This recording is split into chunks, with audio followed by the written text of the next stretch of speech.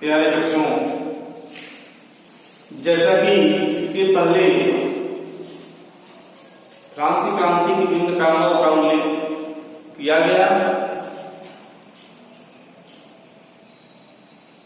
कारणों के उल्लेख के बाद आगे का कारण जो है फ्रांसीसी क्रांति के आर्थिक कारण थे।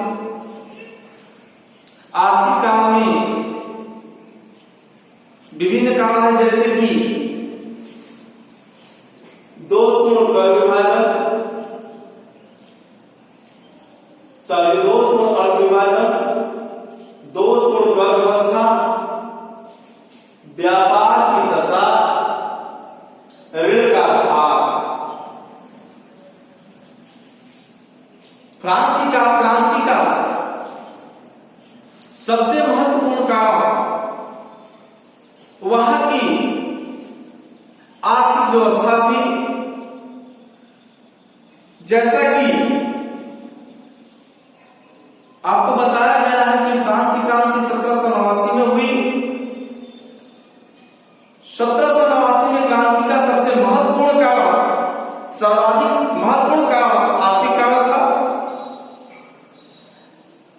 वैसे तो फ्रांस में सामाजिक और राजनीतिक अव्यवस्था बहुत बिगड़ चुकी थी।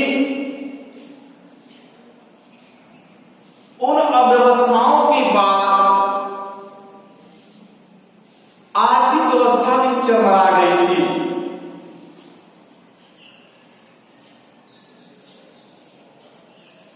जिसके कारण ही आर्थिक अर्थव्यवस्था की गिरावट के कारण, अव्यवस्था के खराब होने के कारण फ्रांसीसी क्रांति हुई।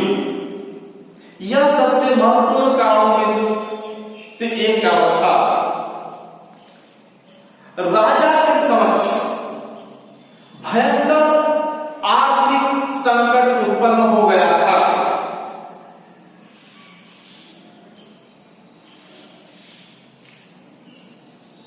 क्योंकि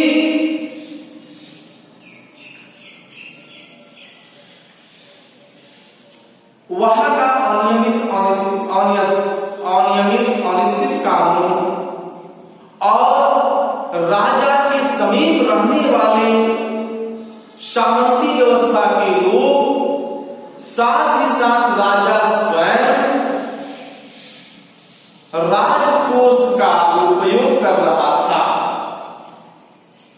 जिसके कारण वहां पर आर्थिक संकट उत्पन्न हो गई थी। आर्थिक संकट उत्पन्न होता तो शायद राजा कुछ दिन और वहां शासन कर पाता, लेकिन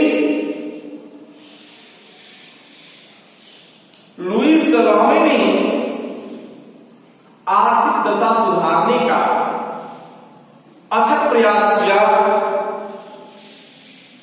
लेकिन उसका प्रयास असफल सिद्ध हुआ। जनता पर नए कर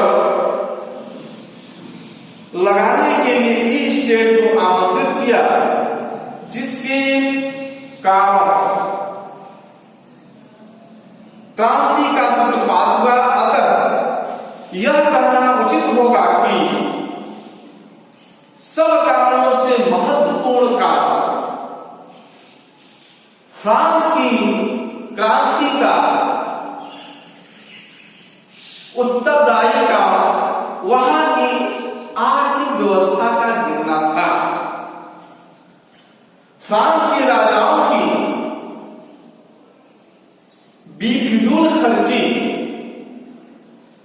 तथा लुई 14वें की लगातार उद्धत रहने के कारण वहां के राजकोष पर प्रतिकूल प्रभाव पड़ा, अर्थात वहां का राजकोष समय समय खाली होता चला गया। उसकी मृत्यु के उपरांत, अर्थात लुई 14वें की मृत्यु के उपरांत लुई 15वां शासन गद्दी पर आसीन हुआ।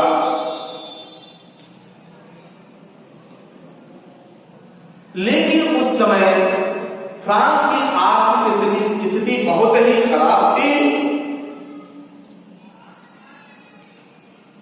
लुई 15वां भी, जिसने पोलैंड के उत्तराधिकारी, लुई 15वां भी पोलैंड के उत्तराधिकार युद्ध, ऑस्ट्रिया के उत्तराधिकार युद्ध और सप्तवर्षीय युद्ध में भाग लिया। लुई 15वें के बाद लुई 16वें ने अमेरिकी स्वतंत्रता युद्ध में भाग लिया, जिसके कारण युद्ध पर युद्ध होते रहे, जिसके कारण फ्रांस की आर्थिक स्थिति पर इसका गहरा प्रभाव पड़ा। देश की आर्थिक स्थिति संकट में आ गया और राजा की स्टेट जनरल को बुलाना पड़ा ताकि सरकार के आर्थिक संकट को दूर किया जा सके। ये थे फ्रांस की राजगांधी के आर्थिक काम में सबसे महत्वपूर्ण कारण और पहला कारण दोषपूर्ण अर्थ विभाजन। पहला काम है दोषपूर्ण अर्थ विभाजन, अर्थात वहां का जो अर्थ का बंटवारा था वह समतुल्य नहीं था, उसमें विकृतियां थी, दोष से परिपूर्ण था। तत्कालीन आर्थिक व्यवस्था अत्यंत दोषपूर्ण थी। आर्थिक दृष्टिकोण से फ्रांस का विभाजन असमानता के आधार पर था। जो फ्रांस का विभाजन था वह असमानता के आधार पर था। फ्रांस में अधिकतर दो प्रकार के मनुष्य निवास करती थी। वहां पर निवास के आधार पर देखा जाए तो फ्रांस में अधिकतर दो प्रकार के मनुष्य रहते थे, निवास करते थे, धनी और दरिद्र। पहला वर्ग था धनी वर्ग और दूसरा वर्ग था दरिद्र वर्ग।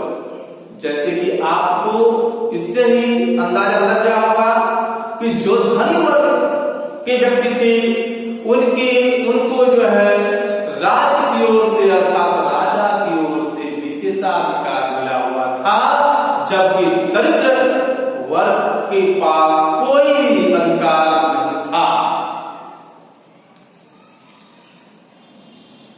राज्य के समस्त उच्च पदों पर, राज्य के समस्त उच्च पदों पर धनी वर्ग अर्थात सामंतों का नियुक्ति होता था, अर्थात वे चयनित किए जाते थे। समय पड़ने पर ये लोग धन तथा सेना से राजा की सहायता करते थे। रिसलू के मंत्रित्व काल में जागीरदारों को उसके समस्त कर्तव्यों के भार से मुक्त कर दिया गया था। इसलिए जनता उनको एक व्यर्थ अंग समझती थी, जिनके न होने से कुछ विशेष अंतर नहीं पड़ता था। किंतु ये लोग समस्त फ्रांस की लगभग आधी भूमि के मालिक थे, साथ ही राज करों से बिल्कुल मुक्त। ये लोग राज करों से बिल्कुल मुक्त होते थे, इनको राज कर नहीं देना पड़ता था। जो उच्च वर्ग के लोग थे, पादरी वर्ग भी अपने कर्तव्य की उपेक्षा करता था। ये लोग धार्मिक कृत्यों का प्रवाह न कर, जो पादरी वर्ग धार्मिक कृत्यों से संबंधित थे,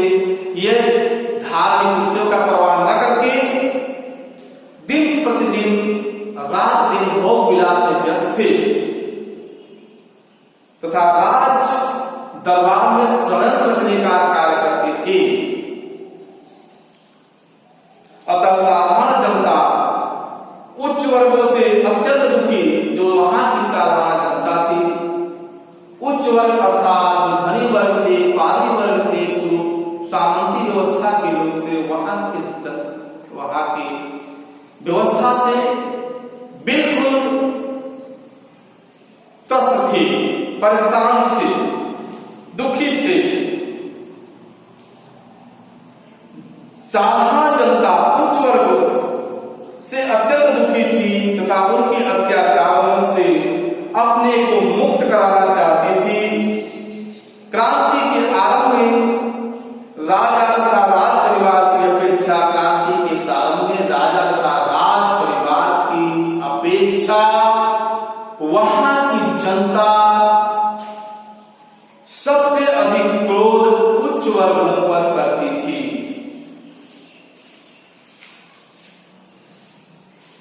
अब अगला कारण है दोषपूर्ण कर व्यवस्था।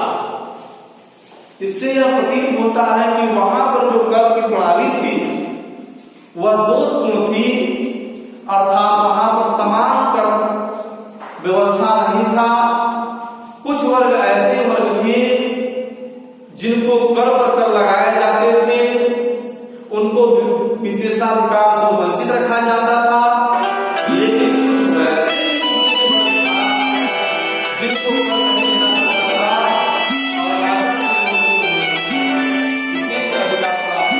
जैसा कि आपको बताया गया कि दोषपूर्ण कर व्यवस्था अगला कारण है। अगला कारण वहां पर जो है, जो कर व्यवस्था थी वह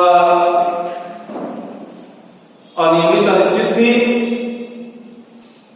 निम्न वर्ग अर्थात जो वहां की मजदूर कारीगर श्रमिक वर्ग थे, उनको कर देना पड़ता था, मैंने नाना प्रकार के कर लगाए जाते थे। जबकि जो उच्च वर्ग के लोग थे, धनी वर्ग के लोग थे, वह कर मुक्त थे, राजा की ओर से उन्हें विशेषाधिकार प्राप्त था। जबकि इनको जो है किसी प्रकार का, इसके विपरीत निम्न वर्ग के लोगों को किसी भी प्रकार का कर, किसी भी प्रकार का कर पर कर लगाए जाते थे। कर के बोझ से दबे पड़े थे।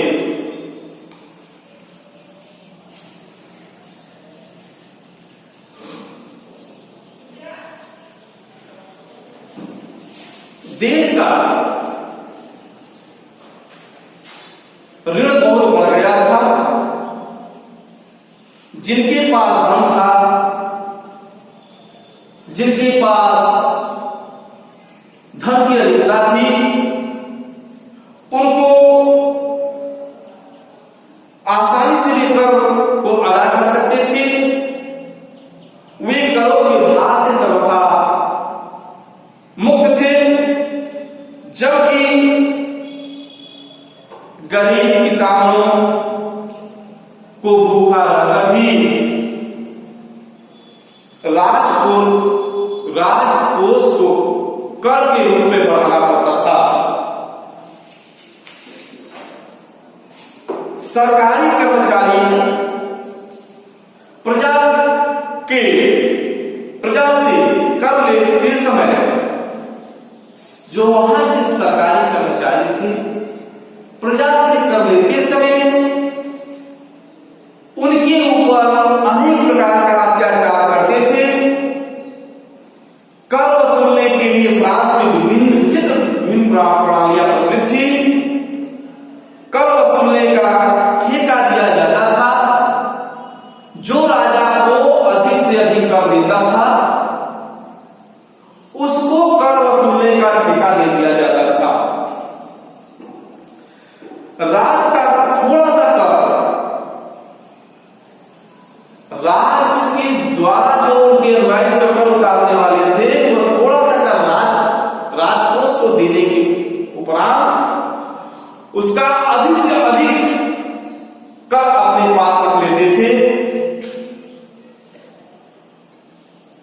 इस प्रकार राजकोष को तो अधिक आमदनी नहीं हो पाती थी। गरीब किसान धनहीन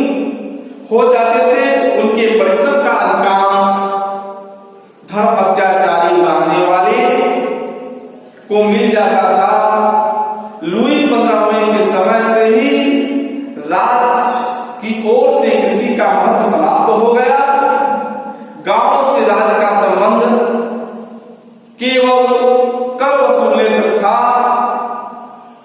अकाल की स्थिति में भी यदि कभी ऐसी स्थिति आ जाती थी कि फ्रांस में यदि अकाल की स्थिति हो जाती थी तो किसानों को हमेशा उपेक्षा की जाती थी, उनको कोई मदद करने वाला नहीं था। अब अगला काम है व्यापार की दशा। अगला कारण है राज्य की राजक्रांति के आर्थिक काम में आपको मैं दो काम बता दिया बेटा, दोषपूर्ण अर्थ विभाजन, दूसरा दोषपूर्ण कर व्यवस्था, और तीसरा कारण है व्यापार की दशा। व्यापार भी फ्रांस में उस समय व्यापार भी अवनतावस्था में था, अर्थात व्यापार की दशा दिन प्रतिदिन गिरती जा रही थी। फ्रांस में विभिन्न भागों पर व्यापार प्रणाली भी भिन्न भिन्न थी। फ्रांस के जो विभिन्न क्षेत्र थे उसमें व्यापार की जो नीति नियमावली थी वह भी भिन्न भिन्न थी। नापने तौलने की विधि भी पृथक पृथक स्थान पर पृथक पृथक था। सिक्के भी समस्त फ्रांस में समान नहीं थी, वहां पर सारी व्यवस्थाएं भिन्न भिन्न थी। चुंगी दर भी विभिन्न स्थानों पर भिन्न थी, समानता नहीं था। चुंगी लेने की प्रथा, चुंगी अर्थात एक प्रकार का कर होता है, वहां चुंगी जो दिया जाता था वह हर जगह समान नहीं था, वह भिन्न भिन्न था। फ्रांस के अंदर भी एक स्थान से दूसरे स्थान तक माल ले जाने, फ्रांस के अंदर, फ्रांस की सीमा के अंदर वहां की वस्तुएं या माल एक स्थान से दूसरे स्थान पर ले जाने के लिए या ले जाने पर विभिन्न प्रकार या विभिन्न भागों पर कई स्थानों पर चुंगी लेने पड़ते थे। छोटे छोटे कारीगरों के संघ बने हुए थे, किंतु छोटे छोटे जो कारीगर थे इनका संघ बना हुआ था, किंतु इन लोगों को पेट भरने योग्य आमदनी न थी। मिल मालिकों को बहुत लाभ होता था, जो वहां के मिल मालिक थे उनको बहुत आमदनी होती थी, किंतु बेचारे मजदूर दिन रात परिश्रम करके भी भूखे मरते थे। वहां पे जो मजदूर थे, श्रमिक थे, दिन रात मेहनत करते थे लेकिन वह भूखे मरते थे। उस समय फ्रांस की वस्तुएं कम मात्रा में तैयार की जाती थी। परिणाम स्वरूप व्यापार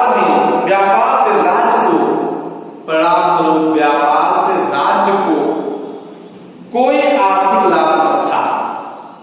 व्यापार से राज्य को किसी प्रकार का आर्थिक लाभ नहीं मिलता था। यह थी आपके फ्रांस की व्यापार की दशा। अब अगला काम है ऋण का भार।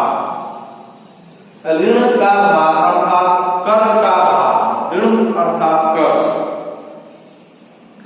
यद्यपि चौथा और आखिरी काम है ये।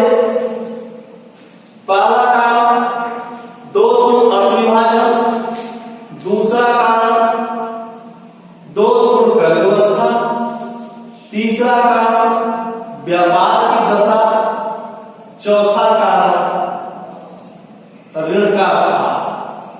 यदि प्यारे बच्चों ये तीनों कारण फ्रांस की राजक्रांति के आर्थिक कारण में तीनों कारण आपको न समझ आया हो तो एक बार कमेंट करके अवश्य पूछ लें, ताकि उसको आप जो है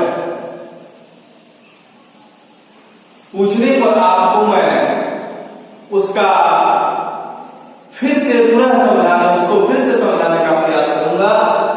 साथ ही साथ इसका जो मुद्रित प्रकाशन है, जिसका लेखन है वो आपको नीचे दे दिया जाएगा, उसको पढ़कर भी आप समझ लें। अगला व्यापार की दशा और आखिरी पॉइंट है, आखिरी कारण है ऋण का भार अर्थात कर्ज का भार। अब आप देखें, यद्यपि फ्रांस यूरोप में एक धनी देश समझा जाता था, राज्य की आय भी वहां व्यवस्थित थी, किंतु फ्रांस तब भी ऋण के भार से लदा हुआ था। इसका विशेष कारण था राज तथा राजा की आय, राज तथा राजा की आय अलग अलग नहीं था। कर्ज से लदने का प्रमुख कारण था कि राज का जो आय था वह अलग नहीं था और राजा का भी जो आय था वह अलग नहीं था। राजा अपने खर्च के लिए राजकोष का जितना चाहे, राजा अपने खर्च के लिए राजकोष का जितना चाहे उतना रुपया खर्च कर सकता था। परिणाम स्वरूप राज परिवार के लोग मनमाना खर्च करते थे। परिणाम स्वरूप राज परिवार के लोग मनमाना खर्च करते थे तथा उनको कोई रोकने वाला नहीं था। वो राजकोष का उपयोग हो रहा था।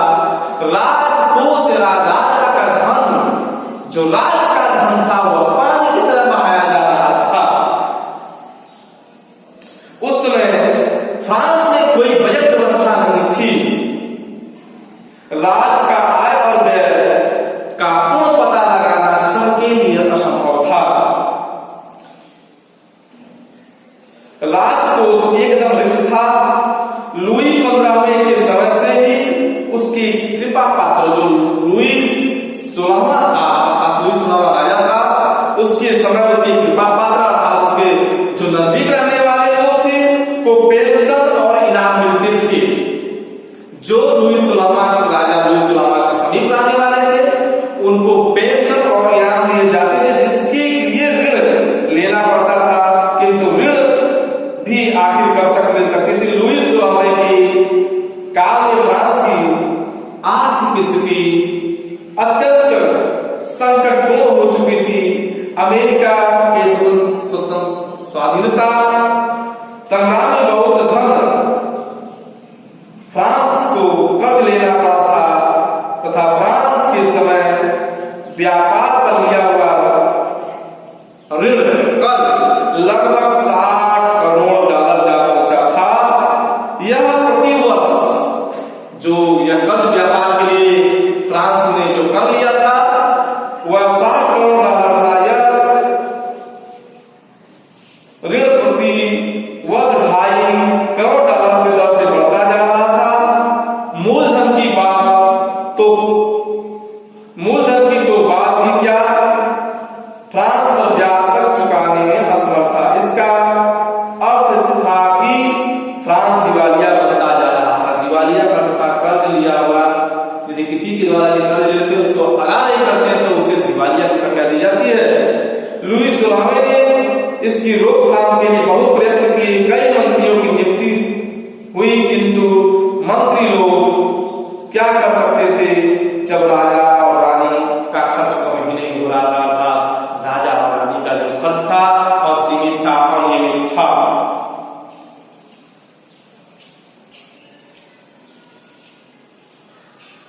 विवश होकर विशिष्टों की सभा का आयोजन हुआ, किंतु वह भी असफल रहा, क्योंकि अमीर वर्ग अपने परिस्थिति की गंभीरता को नहीं समझा और उच्च वर्ग के जागीरदार व पादरी कर देने में अपना अपमान समझो। उच्च वर्ग के लोग थे वह कर नहीं देते थे, कर देने में अपना अपमान समझते थे। ये लोग नहीं समझ सके कि इस समय राजा की बात को न मानकर कितनी बड़ी भूल कर रहे हैं तथा उसका बदला उन्होंने अपने खून से देना पड़ेगा। जो काम राजा पूरा